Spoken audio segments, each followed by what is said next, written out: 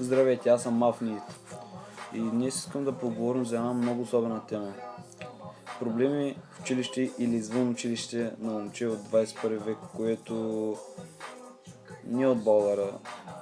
Значи, по мои реални проблеми в училище бяха много гадни. Значи, тъпкаха ме, биеха ме, гониха ме, псуваха ме. Разбира, че това нещо не е приятно.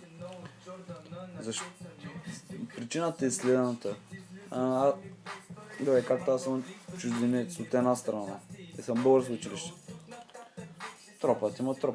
Това ще го преживявам. Някои неща не се преживяват толкова лесно, както си мислите. Първото, което е.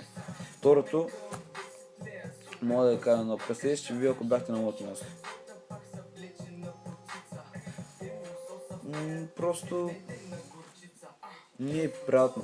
Защото нещо всеки може да го направи. Като малко ме тъпчиха, ме беха, ме псуваха. Ама сега се промени. Защото сега зад гърба имам много добри приятели, които с две думи много държа на тях. Особено да почертая Даниел Стефанов. Той е най-добрият ми приятел, който мога да имам. И второто, което искам да ви разкажа една случка. Познавам един арабин, който и той учи в Варна и те много тропат момчето, много го обиждат, много го гонят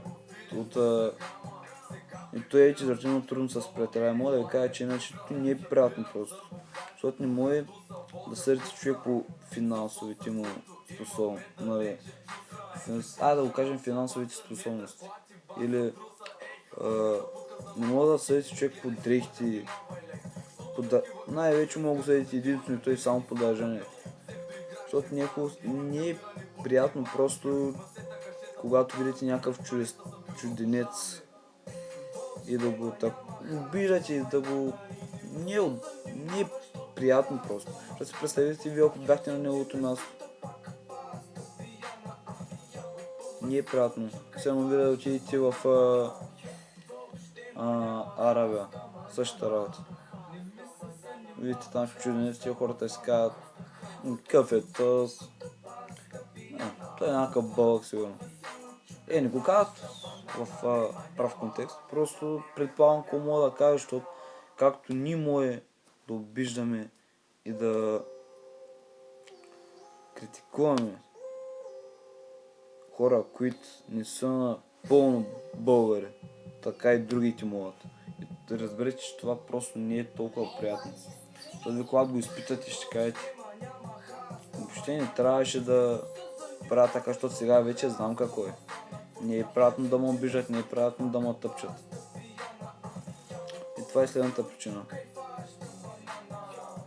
И другото, което искам да кажа, видите ли, това не е, че е препоръчително, нещо друго, ама просто е редно да се направи. Видите ли, ваш приятел, който няма същата финансова възможност, която и ви, помогнете му, защото след време и той ще ви помогне.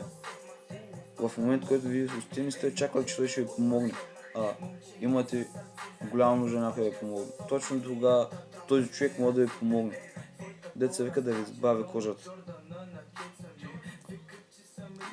Отскоро съм влогър и знам, че не ми се получи първия видеоклип, който го снимам в момента. В момента снимам от телефона си, може да не съжда много добре. Ама накратко искам да кажа, че просто не е редно да критикувате хората, да ги обиждате, да ги псувате, да ги гоните, да ги биете. Просто това не е редно. Защото не е редно. Ако го изпитате също, ще разберете какво е. Защото аз да ви говоря също, да ви обяснявам подробно кое как стои, въобще няма... До една част може да разберете. Ама друго се, когато вие го изпитате. Абонирайте се за канала ми и ми дайте един лайк на видеото.